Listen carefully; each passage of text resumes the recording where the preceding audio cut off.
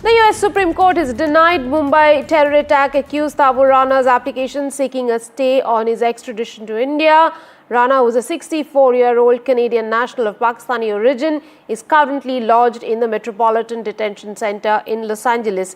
He had submitted an emergency application for stay on February 27 with Elena Kagan, Associate Justice of the Supreme Court of US and Circuit Justice for the Ninth Circuit. Earlier last month, Kagan had denied the application.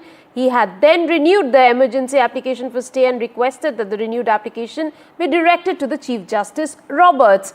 So this has paved the way for Tahawwur Rana's extradition. There is hope that 2611 victims will now get justice very, very soon. That's right. This is a big win as far as Indian agencies are concerned. His appeal has once again been rejected by the US Supreme Court, which means he's one step closer to getting extradited to India. Remember, US President Donald Trump had also approved his extradition, and multiple courts had rejected his appeals, including the US Supreme Court. Now, Tahawwur Rana's role is very, very critical as far as 2611 case is concerned. He's a key accused and one of the high-profile accused who will be brought to India.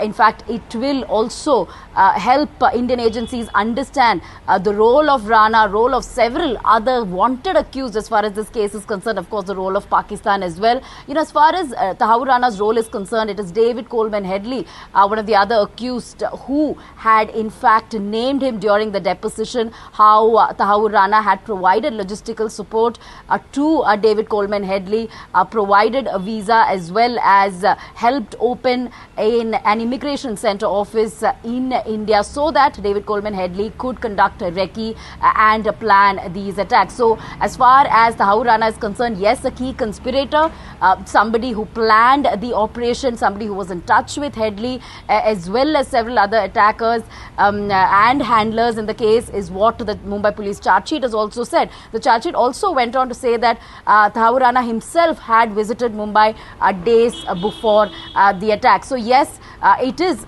in a sense, will bring some sort of closure and justice to victims of 2611, and also help understand and unearth deeper terror network as far as several terror organizations within Pakistan are concerned. So yes, big win for Indian agencies. Mr. Dobbs, please tell us how big a win is this for India? India has been trying to get him for a while, but finally it seems that the moment has come. Well, I think it's a huge change in events for India. I can remember just over a month ago telling your news programs that, this was going to be likely the outcome. And Donald Trump, President Donald Trump, reiterated his support to Prime Minister Modi, that he would, do everything he could to ensure justice was served in this case, and that Rana would be returned to India to face, the hand of justice in India. And I think it also, highlights a difficult, relationship in the region with the Pakistan military and Pakistan ISI, and maybe more of the ISI's involvement in these terror attacks will come out once the trial would commence in India. I think the people in India would like to know what will be the process from now on and how long it might take for Tahawwur Rana to actually be extradited and be brought to India. Well, I think what you look at now, once the appeals have went to the U.S. Supreme Court, everything is over. I mean, it could be days, it could be maybe a couple weeks, right? And I'm sure, this is very high on Secretary of State Marco Rubio's agenda, as far as the relationship with India and President Donald Trump, that they would ensure that this process would go, as flawless and fast as possible. Union Home Minister Amit Shah is in Jammu and Kashmir while addressing BSF personnel during his visit to border post Vinay along Pakistan border. Home Minister Shah said that electronic surveillance systems will be deployed along LOC. The high-tech surveillance system will be deployed to check infiltration along the line of control. कि जब वहां जाते हैं तभी मालूम पड़ता है कि कितनी कठिन परिस्थिति में आप लोग देश की सीमा की सुरक्षा को सुनिश्चित करते हैं। आज इलेक्ट्रॉनिक सर्वेलेंस सिस्टम जो हम खड़ा करना चाहते हैं, इसके 2 मॉडल बने। वो दोनों मॉडल पूरी सीमा पर लगने के बाद आप लोगों को सूचना प्राप्त करने के लिए और कुछ भी हरकत होती है तो तत्काल रिस्पॉन्स करने के लिए ढेर सारी अनुकूलताएं टेक्नोलॉजी के माध्यम से हो जाएगी। The price of cooking gas or domestic LPG cylinder has been hiked by 50 rupees per cylinder by the union government. The price has been increased for both subsidized and general category customers. Cooking gas for Ujjwala users, poor beneficiaries who get LPG connections free of cost will now cost 553 rupees per 14.2 kilograms, while the current price is 503 rupees in the national capital. The same for general users will now cost 853 rupees. Union Petroleum Minister Hardeep Puri has assured that fuel price will not be hiked as of now. What we have decided, therefore, is that the average price, not the average, the price per cylinder of LPG will increase by 50 rupees. In other words, from 500 it will go up to 550, and the other one will go up from 803 to 853. Now, this is a step which we will review as we go along. As it is, we review these every 2 weeks or 3 weeks. You would have seen a notification from the Ministry of Finance saying that the excise rates are going up by 2 rupees on petrol and diesel. Let me clarify up front on the record. We've already issued a clarification from the ministry. This will not be passed on to the consumer. An alleged sexual assault on 2 women in Bengaluru caught on a CCTV camera has led to sharp reactions in the city. The state's Home Minister seems to have added fuel to fire with his comments downplaying the incident. Karnataka Home Minister G. Parmeshwara said that such incidents happen in big cities. Deepak Bopana has the details. This CCTV footage from Bengaluru has sparked off another serious debate over safety of women in the IT city. 2 young women who were on their way home were followed, stopped and allegedly sexually assaulted by a man on the streets on the 3rd of April in the city. While the incident sparked strong reactions from people, Home Minister Parmeshwara seems to have added fuel to the fire with his comments that many found insensitive. 24/7 ಮಳೆ ಇಲ್ಲ ಚಳಿ ಇಲ್ಲ ಪೊಲೀಸ್ನವರು ಕೆಲಸ ಮಾಡ್ತಾರೆ. ಹಾಗಾಗಿ ಬೆಂಗಳೂರು ಶಾಂತಿ ಇದೆ. ಅಲ್ಲೊಂದು ಇಲ್ಲೊಂದು ಘಟನೆ ಇಷ್ಟು ದೊಡ್ಡ ಪಟ್ಟಣದಲ್ಲಿ ಘಟನೆ ಆಗುತ್ತೆ. ಅದನ್ನ ನಾವು ಏನ್ ಕ್ರಮ ತಗೋಬೇಕು ಕಾನೂನು ಪ್ರಕಾರ ತಗೊಳ್ತೇವೆ. ಬೀಟ್ ವ್ಯವಸ್ಥೆನೂ ಇನ್ನೂ ಕೂಡ ಹೆಚ್ಚಿನ ಪರಿಣಾಮಕಾರಿಯಾಗಿ ಮಾಡಿ ಅಂತ ಹೇಳಿ ಇವತ್ತು ಬೆಳಿಗ್ಗೆನೂ ಕೂಡ ನಾನು ನಮ್ಮ ಕಮಿಷನರ್ಗೆ ಸೂಚನೆ ಕೊಟ್ಟು ಕಳಿಸಿದ್ದೇನೆ. Citizens and the political opposition have launched sharp criticism of the Home Minister. The Home Minister making a callous, irresponsible remark that these things happen in a big city is absolutely unacceptable, because he is an elected representative who is to be instilling confidence in the people. The response of the Karnataka State Home Minister, Mr. Parameshwar, is really disgusting, and it is very demotivating. Seeing the state of affairs of the Home Department and the law and order is not creating any confidence for any Bangaloreans or for Karnataka people.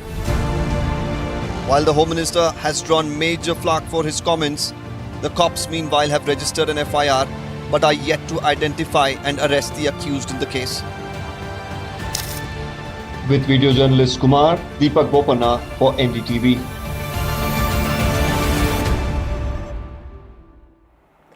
Ruckus in Jammu and Kashmir Assembly over the Waqf Bill. This as National Conference and opposition MLAs protest against the Speaker for not allowing their adjournment motion on the Waqf Amendment Act. Here's a report by Nazir Masoodi. Adjournment motion आया है, मैं उसको allow नहीं करता हूँ।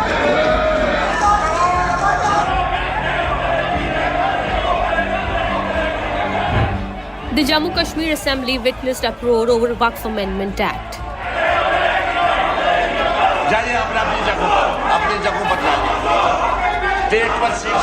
Speaker Abdul Rahim rather disallowed an adjournment motion to discuss Waqf Amendment Act. Ruling party National Conference members stormed the well of the House and tore copies of Waqf Amendment Act.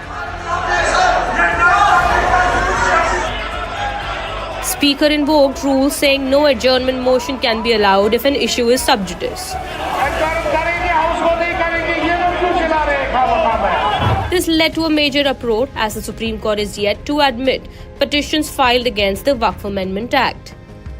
PDP Chief Mehbooba Mufti expressed strong disappointment over the rejection of the motion. Rule 58 के सब rule 7 में rule 58 सब rule 7 में लिखा गया है कि कोई भी ऐसा मसला एडजॉर्नमेंट मोशन के जरिए उठाया नहीं जा सकता है which is under the adjudication of a court of law. अब देख लीजिए, ये जो जहां तक इस एक्ट का ताल्लुक है, it has already been challenged in the supreme court. ये रूल्स आपको क्लियरली ये कहते हैं that a matter which is under the adjudication of a competent court of law in the country, so you cannot discuss that matter through an adjournment motion. वजीर आला जिनको लोगों ने यहाँ भरपूर ताउन दिया और उन्होंने वोट भी इसीलिए मांगा कि बीजेपी के एजेंडे को रोकना है, तो हमने सोचा था कि वो असेंबली में रहेंगे तो वो वहाँ रहेंगे और इस बिल के बारे में खड़े होके बात करेंगे कि ये हमें कबूल नहीं है, जम्मू कश्मीर इसको कबूल नहीं करता।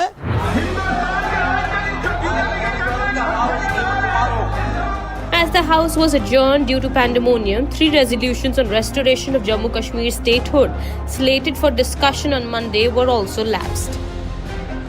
The opposition says it was a fixed match to stall the House. ये जो असेंबली है, this is a platform to express opinions. They should have allowed a discussion. And जो ये बोल रहे हैं सब जुडिस, स्पीकर साहब ये सब जुडिस नहीं है, बिकॉज वो गए हैं सुप्रीम कोर्ट, अभी तक तो वो पिटिशंस एडमिट ही नहीं हुए। जो बिल पार्लियामेंट में पास हुआ हो, राष्ट्रपति महोदया ने जिसको मोहर लगाई, और अब सब जुडिस से एक यूनियन टेरिटरी की असेंबली में कैसे डिस्कस हो सकता है। लेकिन पहले ही बात कर चुके थे ये स्पीकर महोदय और नेशनल कॉन्फ्रेंस के विधायक, इनके बीच में मैच फिक्स था। So did the Jammu and Kashmir Assembly Speaker jump the gun by not allowing a discussion on Waqf Amendment Act on the grounds that the issue is sub judice? Then it was not. It divided the House as members from both the sides, raised religious slogans indicating how Waqf has become yet another contentious issue, which is further widening fault lines. In Srinagar, Nazir Masoodi for NDTV.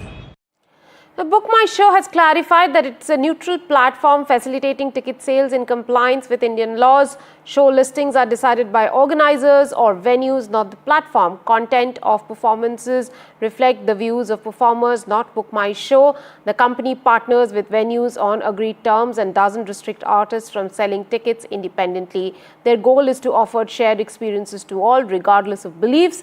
Earlier, the Madras High Court extended comedian Kunal Kamra's interim protection from arrest till 17th of April in connection with an FIR lodged in Mumbai over his traitor jibe at Maharashtra Deputy Chief Minister Eknath Shinde. Time for a very quick break on the show. More on the other side. Stay tuned.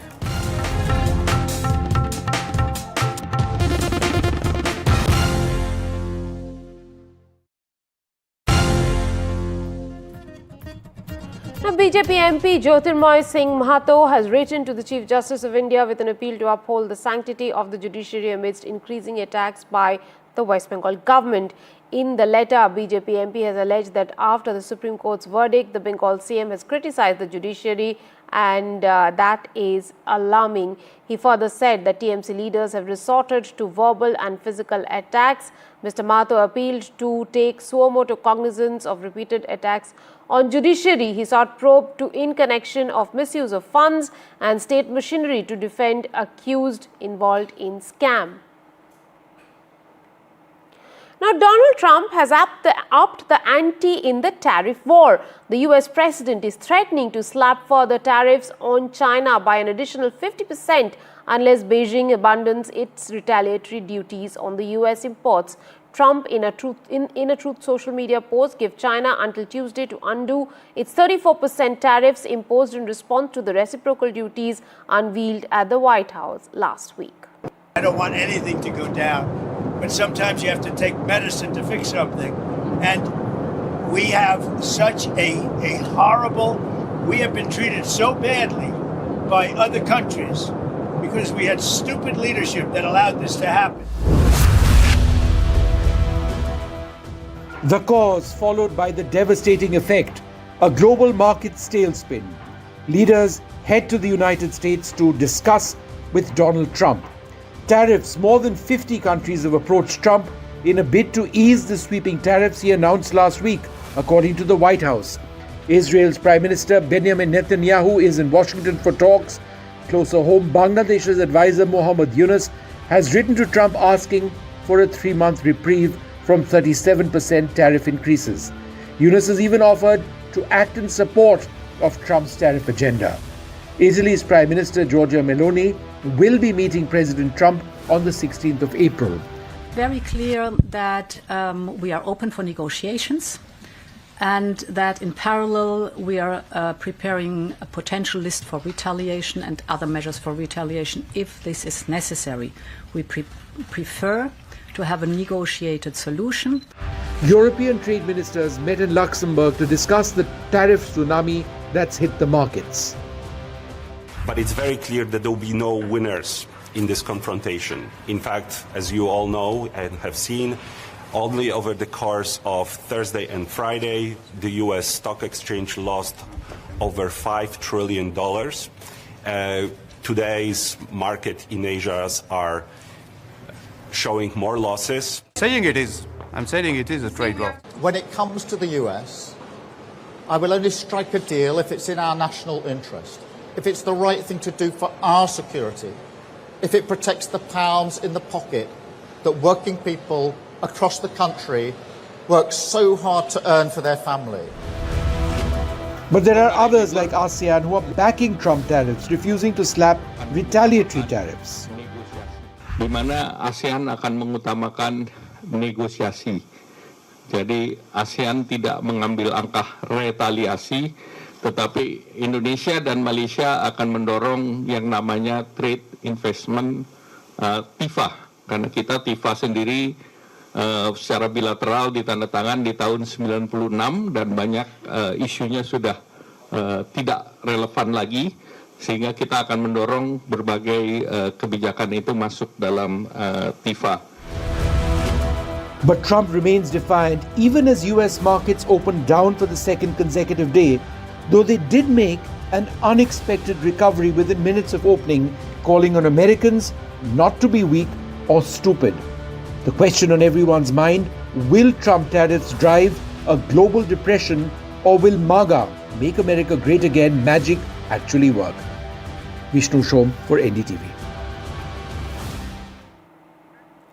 Back home, India's opposition is slamming the government's handling of Trump's tariffs. Rahul Gandhi, leader of opposition, said Trump has blown the lid off the illusion. PM Modi is nowhere to be seen, urging a resilient, production-based economy.